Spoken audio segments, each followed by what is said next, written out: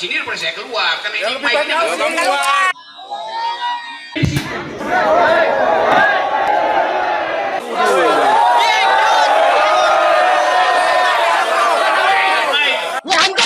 Tolong, ya Pak Polisi, saya protes karena saya dilempar dan kena leher saya.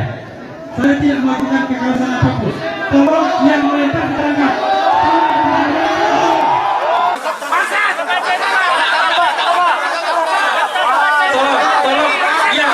Pak Polisi, saya protes karena saya dilempar dan kena leher saya. Saya tidak melakukan kekerasan apapun. Tolong yang melempar ditangkap.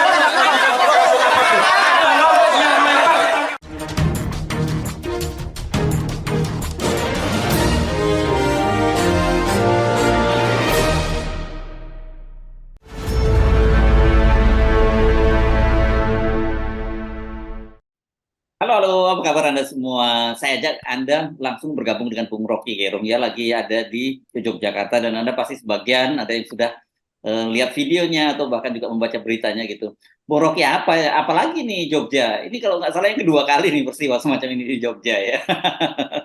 Iya, saya tidak mengerti karena saya diundang oleh mahasiswa Jogja itu. Kira-kira ada 900 mahasiswa atau mungkin 1.500 di forum itu. Tiba-tiba datang sekelompok orang mengusir saya nggak boleh bicara di situ tuh karena dianggap bahwa ini kota pelajar, jadi Rocky Gerung tuh nggak boleh bicara di kota pelajar. Lo yang undang saya tuh pelajar, mahasiswa, kan itu ajaib tuh. Dan udah saya seperti biasa memulai kuliah dan diserbu, lalu teriak-teriak, nantang-nantangin. Saya ajak diskusi, ayo, saya bilang ikut aja, dengar saya nanti kalian protes.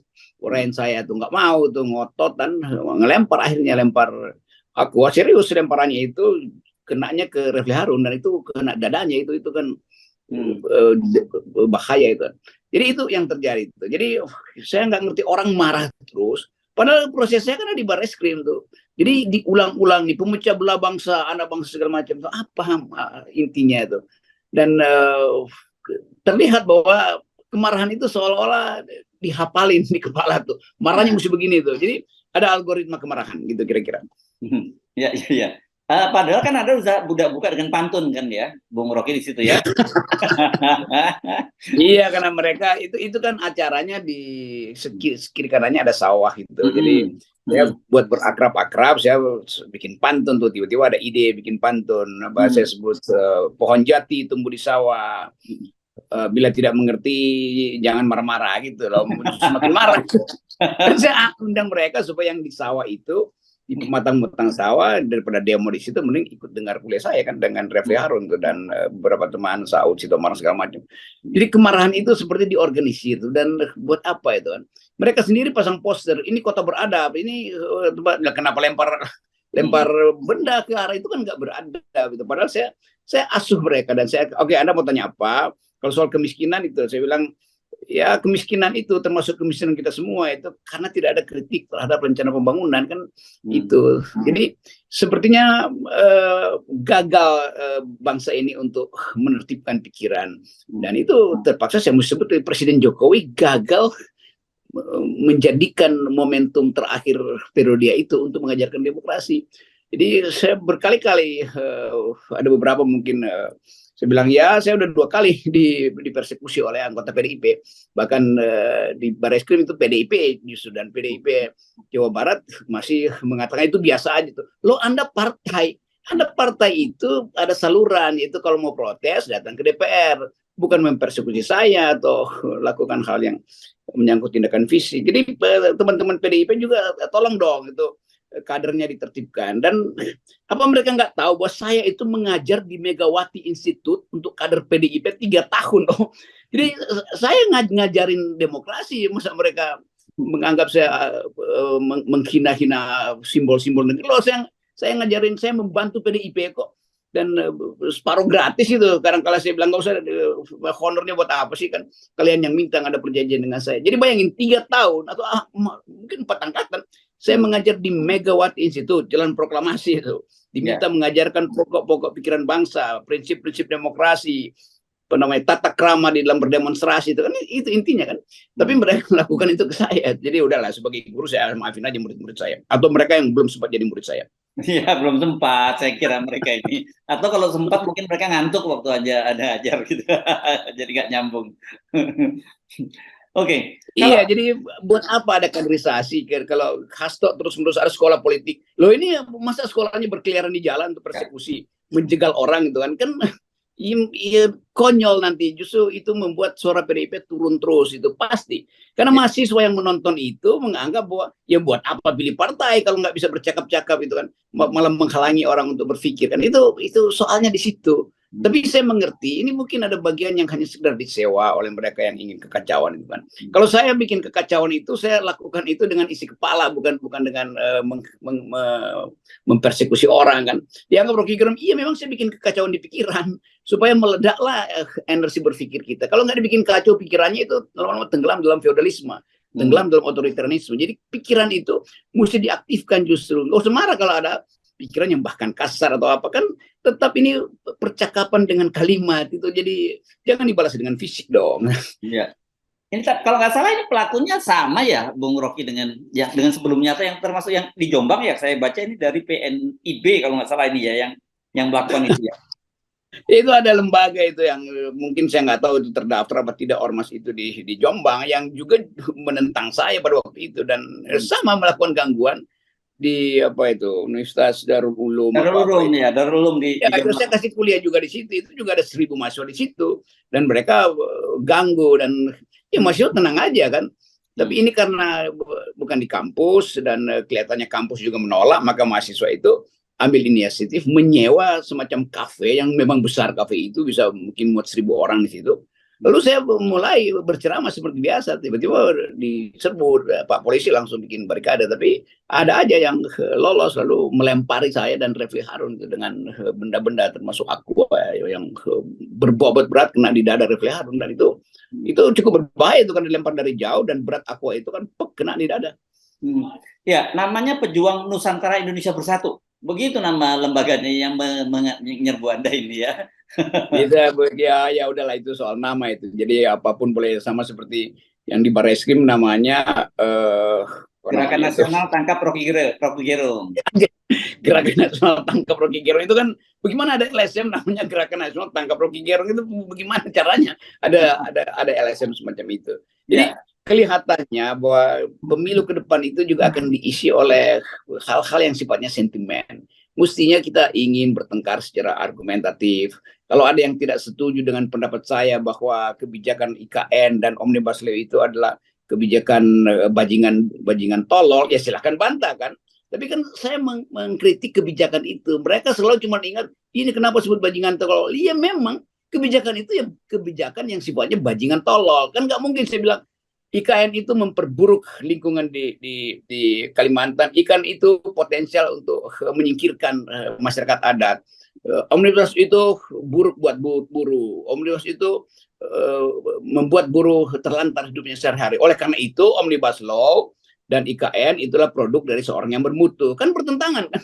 Mesti memang dia nggak bermutu produk itu kan. Atau kita puji-puji aja tuh. Jadi biasakan saja teman-teman, terutama beberapa kali ini PDIP yang lakukan, tegurlah. Saya nggak punya dendam dengan PDIP. Saya tetap ingin PDIP tumbuh dengan pikiran itu, bukan dengan ngamuk-ngamuk marah-marah. Nggak bagus buat masa depan partai itu. Jadi tolong Pak Hasto itu, karena ini udah ada lambang-lambang institusi di situ tuh. Jadi supaya nanti PDIP datang dengan pikiran bagus bahwa ada kaderisasi itu. Kader itu mengucapkan pikiran, bukan dengan marah-marah atau bahkan lakukan tindakan fisik kan, itu problemnya di situ. Jadi sekali lagi ini partai loh. Partai itu kan dipilih untuk mengumpulkan pendapat pikiran secara agregatif lalu diucapkan di parlemen. Anda punya saluran, bahkan Anda punya kemampuan untuk menghukum saya dengan membuat regulasi misalnya. Ngapain mesti lakukan serangan fisik? Jadi saya himbau supaya ajukan pikiran, supaya kita bertengkar di tingkat pikiran. Semarah-marahnya Anda boleh, tapi berteriak juga nggak ada soal itu, memaki-maki, tapi jangan lempar barang itu ke arah saya yang kena Refli Harun, jangan dorong-dorong saya bahkan di dalam lingkungan Barreskrim, itu buruk kan, nggak mungkin kita balas di situ lalu dianggap oh justru itu yang lagi ditunggu kan. Jadi sekali lagi saya minta supaya kalau marah pada saya, oke, marahlah dengan argumen bukan dengan sentimen.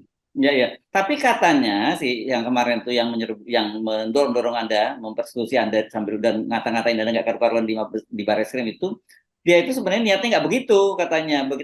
Dia mau bercakap-cakap dengan Anda, tapi begitu ketemu dengan Anda spontan tiba-tiba dia dorong Anda.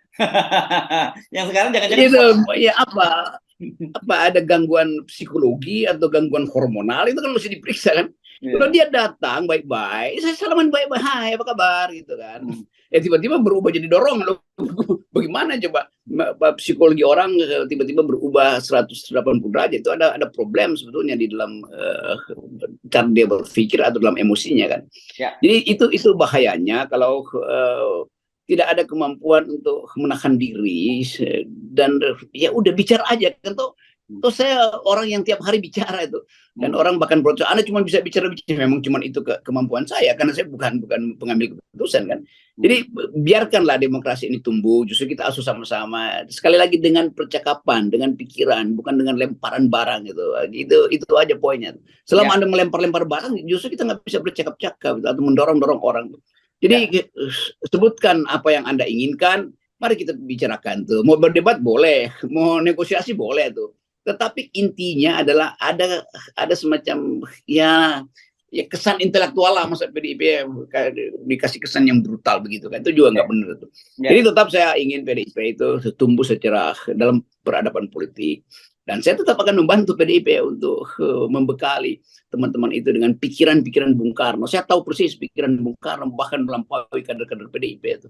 Ya. Tapi kalau tadi acaranya itu tetap berlanjut ya, Bung Rocky yang di Jogja tadi ya? Jadi berlanjut dan tanya jawab akhirnya terganggu sebetulnya, maka saya bertanya jawab aja dengan para demonstran kan, tapi demonstrannya ya nggak mau. Saya bilang ya silakan bertanya, saya jawab, tapi tetap marah-marah tuh. Dan ya udah saya anggap aja bahwa ini ya gejala baru dalam politik Indonesia bahwa pikiran itu kok mau dihalangi gitu kan. Kan itu ajaib, menghalangi pikiran artinya membuat kita nggak bisa bercakap-cakap. Buat apa menghalangi pikiran? Ya. Oke, tapi ini sudah 2 kali terjadi di Kota Jogja. Tetapi saya kira ini mungkin kalau orang yang nggak tahu situasinya, dikira ini mewakili keseluruhan citra dari Jogja. Padahal nggak seperti itu ya sebenarnya, Bung Rocky ya. Iya, dianggap bahwa Rocky Gerung nggak boleh masuk Jogja tuh karena dia nggak pernah beradab segala macam. Lalu saya terangkan bahwa dari tahun 90 akhir itu, atau bahkan 90 pertengahan itu, saya berbulan-bulan di Jogja untuk membantu teman-teman Jogja yang ditangkap oleh Orde Baru waktu itu, dimasukkan penjara Wirogunan karena kasus siapa dulu itu? Kasus Pulau Buru itu, buku-bukunya Pramudia Anantatur kan. Jadi itu yang saya lakukan. Saya justru membantu kaum intelektual Jogja supaya tetap kritis, dan bahkan saya bantu bikinin pledoi. Ini anak-anak yang demo saya itu ya apa, dia nggak ngerti kan. Jadi dianggap bahwa kalau kita memberi kritik pada pemerintah itu tidak terpelajar. Loh, justru sikap terpelajar dan memberi kritik. Kan posternya tuh Rocky Gerung tidak, ini kota pelajar, jadi kami usir Rocky Gerung untuk berceramah di sini. Loh, saya diundang oleh para pelajar itu, termasuk anak SMA mengundang saya di Jogja, kan itu ajaib. Sementara yang pasang poster kita nggak tahu dari mana. Ingin berdiskusi tapi nggak ada bahasa yang buat diskusi itu di situ kan. Jadi saya kira ini kiriman sebetulnya nih. Atau ya ada kan yang disebut buzzer senior mengirim buzzer junior. Oh, sekarang udah nggak lagi ada kakak Pembina, udah nggak ada lagi ya rupanya ya, karena udah berantakan. Kakak Pembina udah pensiun. Oke, tapi intinya pesannya Anda nggak akan kapok kan datang ke Kota Jogja ya, Bung Rocky, walaupun sudah 2 kali dipersekusi di situ. Iya kan, tetap kalau mereka bilang mereka terpelajar, ya saya diundang oleh kampus itu. Biasa juga saya masih diundang oleh teman-teman di Muhammadiyah. Ya datang aja di situ kan. Jadi bagaimana mungkin melarang saya bicara? Padahal saya diundang oleh mereka yang justru ingin mendengar ucapan saya di forum akademis. Nah, kalau demonstran ini mau ikut berdebat atau ingin berdiskusi tentang nasib bangsa, datang aja sebagai peserta kan. Masa menghalangi itu yang nggak masuk akal. Apalagi partai menghalangi warga negara, kan ngaco tuh. Di dalam tradisi politik manapun, partai itu justru dimaksudkan untuk mengumpulkan pikiran warga negara. Jadi jangan partai bilang kami hanya mau dengar pikiran yang memuji-muji presiden. Lo nggak bisa. Partai itu mesti dengar kritik dari warga negara. Saya warga negara, saya kritik. PDIP harus terima kritik saya. Kalau nggak mau terima, ya udah, nggak usah datang di situ. Tapi jangan larang saya mengucapkan pikiran yang memang tidak sesuai dengan cara PDIP memuji-muji presiden. Kan udah. Kan saya selalu bilang, Anda memuji-muji Presiden Jokowi, sama hak Anda memuji dengan hak saya untuk mengkritik. Jadi kita nggak usah saling menyalahkan dong. Kalau saya kritik, jangan salahkan saya. Kalau Anda memuji-muji berlebihan juga saya nggak salahkan.